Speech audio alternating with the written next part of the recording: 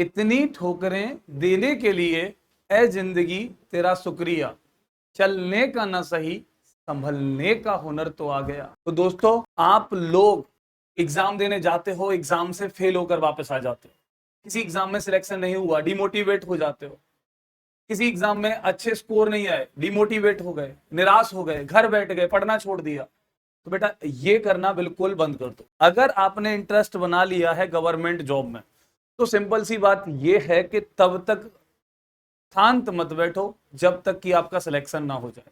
Selection होने के बाद ही शांत बैठना है, तब तक शांत नहीं बैठना है। एक बार किसी एग्जाम में फेल हो जाने का मतलब ये नहीं है कि अभी एग्जाम्स खत्म हो गए। उसका सबसे बेहतर सबक ये है कि आप उस फेल होने पर भी कुछ अपने आप से सीखो, अपने आप को एनालाइज करो, आपने कहाँ कमी छोड़ी है, कहाँ आपकी कम स्कोर हुआ है, किन सब्जेक्ट्स में, किन टॉपिक में आपका कम स्कोर हुआ है। उन टॉपिक्स को पकड़ो, उन टॉपिक्स पर दोबारा से मेहनत करो, उन सब्जेक्ट पर दोबारा से मेहनत करो और अपने आप को फिर से मोटिवेट करके पूरी मेहनत के साथ, पूरी लगन के साथ, पूरी शिद्दत के साथ और अगले एग्जाम को क्रैक कर दो, फोड़ दो उस एग्जाम को। तो नमस्कार, स्वागत है आप सभी का आपके YouTube channel Yogesh Tomar maths पर। जैसा कि हम लोग ज्योमेट्री पढ़ रहे हैं, जैसा कि पिछली वीडियो में मैंने पॉइंट, रे, लाइन सेगमेंट, इनकी डेफिनेशंस दी थी और साथ के साथ मैंने लाइन से रिलेटेड बहुत सारे क्वेश्चंस कराए थे।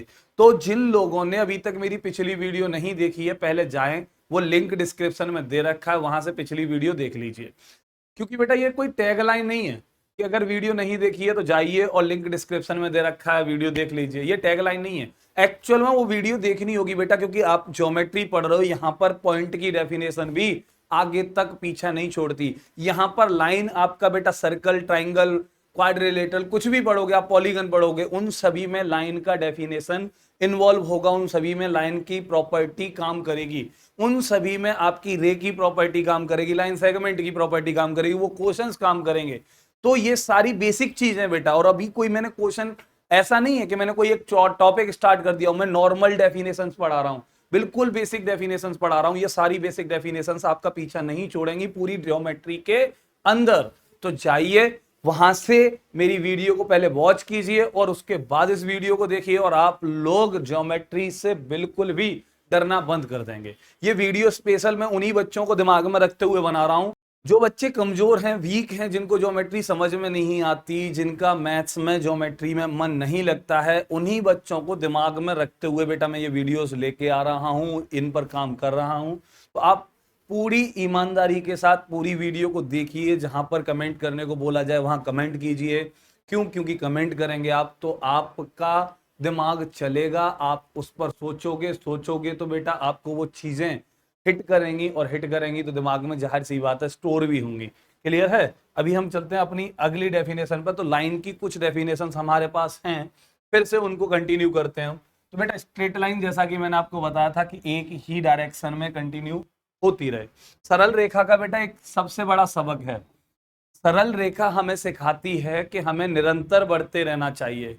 हम जिस तरफ जाना चाह रहे हैं उस तरफ हमें निरंतर बढ़ते रहना चाहिए। जैसे जिंदगी लगातार चलती रहती है आपकी 80 साल तक, 90 साल तक, 60 साल तक, तब तक हमें बढ़ते रहना चाहिए, अपने आप को रोजाना इंप्रूव करते रहना चाहिए, अपने आप को हमें हर दिन, हर पल, हर सेकंड बेहतर बनाने के लिए जीना चाहिए।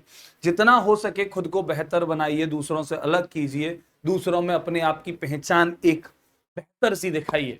क्लियर है? ये है आपकी पावर किसकी? स्ट्रेट लाइन की। तो स्ट्रेट लाइन हमें बहुत कुछ सिखाती है। तो यहां पर ये डेफिनेशन हम बता चुके थे उस वीडियो में। तो स्ट्रेट लाइन के कुछ बेटा टाइप कह लो, या कुछ स्ट्रेट लाइन है हमारे पास जो तरह तरह से हम खींचते हैं, उनके अकॉर्डिंग उनके नाम रख दिए हमने। अब यहां पर देखो आपके सामने हॉरिजॉन्टल लाइन क्या है? A line, straight line that goes from left to right और right to left is called horizontal line. मतलब ऐसी लाइन जो बेटा लेफ्ट में जा सके या राइट में जा सके, लेफ्ट में जा सके या राइट में जा सके, उसको आप क्या बोलोगे? हॉरिजॉन्टल लाइन बोलोगे। आप बोल सकते हो बिल्कुल जमीन पर, ग्राउंड के अकॉर्डिंग चलने वाली लाइन को आप क्या बोलोगे? हॉरिजॉन्टल लाइन बोलोगे। ठीक है? या तो लेफ्ट में मूव करेगी या राइट में मूव करेगी, उस लाइन को आप बोलोगे हॉरिजॉन्टल लाइन।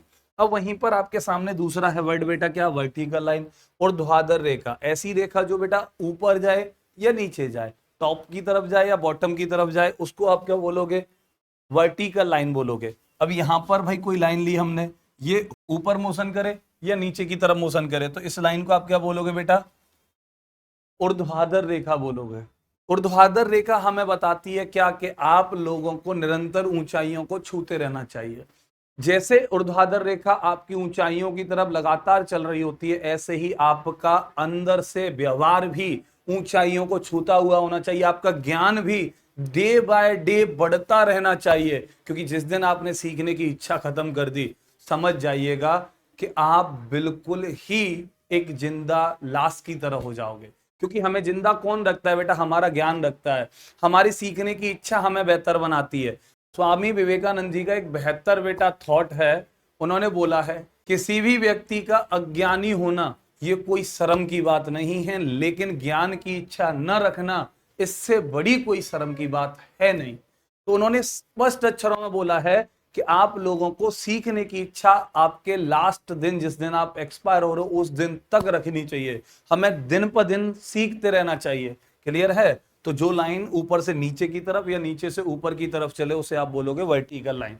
अब यहीं पर बात करें हम बेटा, एक स्लैंट लाइन होती है। स्लैंट लाइन कौन सी होती है बेटा? एक स्ट्रेट लाइन, लेकिन जो तिरछी होकर चले, ना ही ऊपर से नीचे ना ही नीचे से ऊपर, ये दोनों केसेस पर चलेगी बेटा। ये स्लैंट है, तिरछी है, तो ये तिर्यक रेखा क्या होती है बेटा? जो आपकी तिरछी चले, टॉप से बॉटम की तरफ भी है और हॉरिजॉन्टल भी कवर कर रही है, लेफ्ट टू राइट भी कवर कर रही है, राइट टू लेफ्ट भी कवर कर रही है।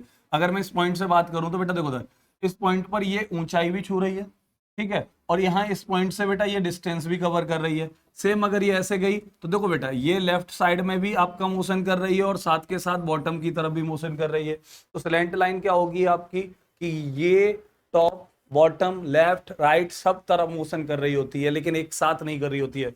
जा रही स्लैंट होती है, लेकिन शो करती है हमारे सामने। क्लियर है? अब यहीं पर पैरेलल लाइंस, इनको समझ लो, क्योंकि ये पैरेलल लाइन जो है आपका ट्राइंगल में, आपके क्वाड्रिलेटरल में, आपके सर्कल में आपका पीछा नहीं छोड़ेगी। पैरेलल लाइन आपको बिल्कुल भी नहीं छोड़ने वाली है। ये जब तक आपको दिखेगी तब तक आप इसको पढ़ते रहोगे। ट्राइंगल पूरा भरा पड़ा है पैरेलल लाइन से, क्वाड्रिलेटरल पूरा भरा पड़ा है पैरेलल लाइन से, सर्कल में बहुत सारे क्वेश्चंस मिलते हैं पैरेलल लाइन से। तो पैरेलल लाइन को अच्छे से तमीज के साथ समझ लीजिए। ऐसी दो रेखाएं जो कभी भी ना मिले, आपकी कोई भी दो रेखा ड्रॉ कर दो भैया, और जो आपस में कभी भी ना मिले, ठीक है, ये मिलेंगी कब नहीं भाई? ये कब नहीं मिलेंगी बेटा? तो ये तब नहीं मिलेंगी जब इनके बीच में परपेंडिकुलर डिस्टेंस हमेशा क्या रहे? सेम रहे। इनके बीच में परपेंडिकुलर डिस्टेंस हमेशा सेम रहे, जैसे कि आपके सड़क के दोनों किनारे। सड़क जितनी मीटर चौड़ी है, उतने ही मीटर चौड़ी अगर बढ़ती रहे तो उसके दोनों किनारे कभी मिलेंगे नहीं। रेल की पटरियां, तो जो ट्रैक है रेलवे ट्रैक बेटा, उस पर जो पटरियां बिछी होती हैं, वो दोनों पटरियां कभी भी नहीं मिलेंगी। क्यों? क्योंकि उनके बीच में डिस्टेंस कम नहीं की जाती है। जैसे कि आप ये बोर्ड ही ले लीजिए, इस बोर्ड का बेटा ये वाला सरा और ये वाला सरा ऊपर कितना भी बढ़ा लिया जाए, नीचे कितना भी बढ़ा लिया जाए, क्या ये कभी मिलेंगे? कभी नहीं मिलेंगे। तो ऐसी दो या दो से अधिक लाइन जो आपस में कभी भी ना मिले, न मिलने की वजह क्या होती है बेटा? कि उनके बीच में परपेंडिकुलर डिस्टेंस जो होती है वो हमेशा सेम रहती है, उनके बीच में लंबवत दूरी हमेशा समान रहती है। तो उन रेखाओं को आप बोलते हो समांतर रेखाएं। उदाहरण क्या हो गए भैया? रेल की पटरी, ठीक है। ऐसे ही क्या हो गया आपका उदाहरण भैया? आपका हो गया सड़क के किनारे। ये कभी भी आपस में नहीं मिलेंगे, ये कभी भी आपस में नहीं मिलेंगे। तो ये आपके पैरेलल लाइंस के एग्जाम्पल्स हैं। क्लियर है? इतनी सी बात आपको समझ में आ गई होगी। अब बात करते हैं हम पैरेलल लाइन से रिलेटेड बहुत सारी प्रॉपर्टी, क्योंकि एंगल पर क्वेश्चन सबसे ज्यादा जो बनते हैं बेटा वो पैरेलल लाइन से बनते हैं। ट्राइंगल पर आपका सिमिलैरिटी नाम का एक थ्योरम होता है, समरूपकता नाम से जो प्रमेय होता है, उस पे मोस्ट ऑफ क्वेश्चंस जो बनते हैं बेटा वो पैरेलल लाइन से रिलेटेड ही बनते हैं। तो एंगल सबसे ज्यादा क्वेश्चन किस पर पूछता है? पैरेलल लाइंस पर पूछता है।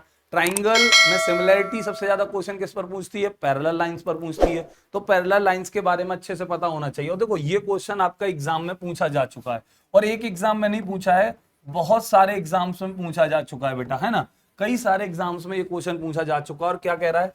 समानांतर रेखाओं के बीच की दूरी सदैव, अभी हमने पढ़ा है पैरेलल लाइंस जो होती हैं वो कैसी होती हैं बेटा, तो वो कभी भी मिलती नहीं है। न मिलने की वजह क्या बताई थी मैंने, कि उनके बीच में परपेंडिकुलर डिस्टेंस हमेशा कैसी रहती है, सेम रहती है बेटा, समान रहती है। और यहां पर क्वेश्चन भी ऐसे ही पूछा था, सेम। तो समांतर रेखाओं के बीच की दूरी सदैव घटती है, बढ़ती है, अपरिवर्तित रहती है या नन। तो बेटा आपको इस क्वेश्चन का आंसर समझ में आ गया होगा और दिमाग में भी बैठ गया होगा। और अगर बैठ गया है बड़े भैया, तो जल्दी से मुझे इस क्वेश्चन का आंसर किस में दे दो, कमेंट में लिख कर दे दो। तो जितना हो सके जल्दी से जल्दी कमेंट कर दो, क्योंकि आप वीडियो देख रहे हो, 2 सेकंड लगेंगे कि कौन सा ऑप्शन है बेटा, फर्स्ट, सेकंड, थर्ड। समान बोल सकते हो, अपरिवर्तित बोल सकते हो, बढ़ती बोल सकते हो, घटती बोल सकते हो, नन, इनमें से कोई भी वर्ड आप लिख सकते हो कमेंट के अंदर। तो जल्दी से जल्दी इस क्वेश्चन का आंसर कमेंट कर दीजिएगा। हमारे सामने अगली डेफिनेशन है बेटा, लंबवत रेखाएं। लंबवत रेखाएं, ये गलत लिखा हुआ है, यहां पर होगा एक्चुअल में परपेंडिकुलर लाइंस। ठीक है, लंबवत रेखाएं कौन सी होती है बेटा, परपेंडिकुलर लाइंस होती है। ठीक, अब यहां पर एक बात समझ लीजिए कि परपेंडिकुलर वर्ड जब भी आपको दिखाई देगा, इसका सीधा संबंध किससे है, 90 डिग्री से है। जब भी आपको लंब वर्ड नजर आएगा, इसका सीधा संबंध किससे है, 90 डिग्री से है। लंब वर्ड जब भी पूरी ज्योमेट्री में, ट्राइंगल, क्वाड्रिलेटरल, सर्कल, कहीं पर भी दिखाई दे आपको लंब या परपेंडिकुलर वर्ड, समझ जाइएगा इसका डायरेक्ट रिलेशन किससे है, 90 डिग्री से है। अगर 90 डिग्री के बारे में बोला जाएगा तो लंब या समकोण 2 वर्ड यूज किए जाएंगे, या लंब बोला जाता है तो सीधा 90 डिग्री हो ही जाएगा। अब देखो लंबवत रेखाएं, तो यहां भाई लंबवत रेखाएं कौन सी रेखाएं होंगी, ऐसी 2 रेखाएं जो एक दूसरे के ऊपर 90 डिग्री का कोण बनाए। ऐसी 2 रेखाएं जो एक दूसरे के साथ 90 डिग्री का एंगल बनाएं। ऐसी 2 रेखाएं जो एक दूसरे को 90 डिग्री पर काटें। ऐसी 2 रेखाएं जो एक दूसरे को 90 डिग्री पर प्रतिच्छेदित करें। ऐसी 2 रेखाएं के 90 डिग्री का कोण बनाते हुए एक दूसरे को प्रतिच्छेदित करें। क्लियर है? तो आपको कोई भी 2 लाइन ले लीजिए भाई, ये ए बी हो गई और ये सी डी हो गई, और ये दोनों रेखाएं एक दूसरे के साथ कितने डिग्री का एंगल बनाएंगी बेटा, 90। ये भी 90 होगा, ये भी 90 होगा, ये भी 90 होगा। और ये ऐसे ही नहीं, कैसे भी ब्रेक कर सकती हैं। जैसे तिर्यक रेखा हुई, यहां से दूसरी तिर्यक रेखा ड्रॉ की मैंने, ये भी अगर 90 डिग्री है तो ये दोनों रेखाएं एक दूसरे पर कैसी हैं, लंब हैं। ये एक दूसरे के साथ कैसी रेखाएं हैं, लंबवत रेखाएं हैं। तो ए बी सी डी के लिए लंबवत है और सी डी ए बी पर लंबवत है। सी डी ए बी पर लंबवत है और ए बी सी डी पर लंबवत है। तो both are the perpendicular on each other. तो दोनों रेखाएं आपकी एक दूसरे पर लंबवत हैं, लंब हैं। तो आप इसको इन शॉर्ट, आपको एग्जाम कैसे लिख कर दे देगा, अगर आपको नहीं बोलना होगा कि ये लंबवत रेखाएं, तो आपको एक सिंबल के थ्रू भी रिप्रेजेंट करके दे देगा। ए बी परपेंडिकुलर का साइन बेटा ये होता है, तो ए बी परपेंडिकुलर है किस पर, सी डी पर। दोबारा से देख लीजिए, ये जो साइन दिखाई दे रहा है ये परपेंडिकुलर का साइन है, ऐसे ऐसे। आप बोल सकते हो उल्टी टी, क्या बोल सकते हो, उल्टी टी बोल सकते हो इसको। ठीक है, तो बेटा ये आपका परपेंडिकुलर का साइन है। अगर किसी एग्जाम्पल में आपका किसी क्वेश्चन में दे दिया कि M P perpendicular on N C, तो यहाँ पे क्या मतलब हुआ इसका, इसका मतलब ये हुआ बेटा कि एम पी कोई लाइन खींचो और एन सी कोई लाइन ड्रॉ करो, दोनों एक दूसरे के ऊपर क्या रही होंगी, परपेंडिकुलर रही होंगी। तो आई होप कि ये आपको परपेंडिकुलर लाइन समझ में आ गई होंगी अच्छे से, कि कोई 2 रेखाएं जो एक दूसरे को 90 डिग्री पर ब्रेक करें, एक दूसरे को 90 डिग्री पर काटें, उन रेखाओं को हम क्या बोलते हैं बेटा, लंबवत रेखाएं। इतनी सी बात समझ में आ गई होगी। और ये बिल्कुल सेम स्ट्रक्चर आपको आगे हर एक पॉलीगन में मिलेंगे, ट्राइंगल में भी मिलेंगे, क्वाड्रिलेटरल में भी मिलेंगे, आपको सर्कल में भी मिलेंगे। ये सेम स्ट्रक्चर, सेम ऐसे ही आपको ये स्ट्रक्चर सीधी की सीधी बनी हुई दिखाई देंगी। अगर नहीं दिखाई देंगी तो आपको बनानी होंगी। इसलिए मैं आपसे बोल रहा हूं कि इनको थोड़ा डिटेल में एक एक पॉइंट को दिमाग में कैरी करते हुए ही पढ़ना। ठीक है, और कॉपी पेन ले लो, साथ के साथ लिखते भी जाओ इनको। अब हमारे सामने है बेटा सिमेट्रिक लाइंस। यहां से क्वेश्चंस देखे जाते हैं, यहां से डायरेक्ट सिमेट्रिक लाइन पूछता है और उससे सीधे सीधे क्वेश्चंस पूछे जाते हैं। सिमेट्रिक लाइन या सममित रेखाएं क्या होती हैं बेटा, तो ऐसी रेखा जो किसी आकृति को समान 2 प्रतिरूपों में बांट दे।